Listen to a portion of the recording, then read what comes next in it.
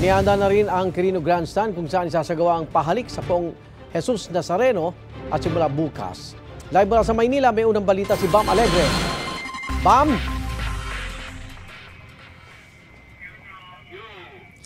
Igan, good morning. Bukas isasagawa ang pahalik dito sa Quirino Grandstand kaya ngayong umaga pa lang ay nakahanda na yung stage kung saan ito gaganapin.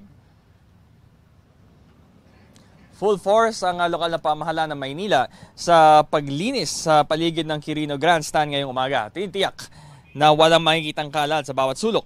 Force multiplier din ng MMDA na tumulong din sa pag-setup ng stage.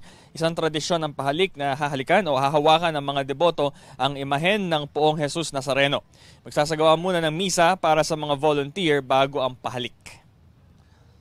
Igan, nakabantay rin ang PNP sa seguridad ng isasagawang religious gathering at nauna nang sinabi ng NCRPO na magtatalaga sila ng mahigit 14,000 uniformed personnel sa pista ng Nazareno. Ito ang unang balita mula rito sa Quirino Grandstand. Bam Alegre para sa GMA Integrated News.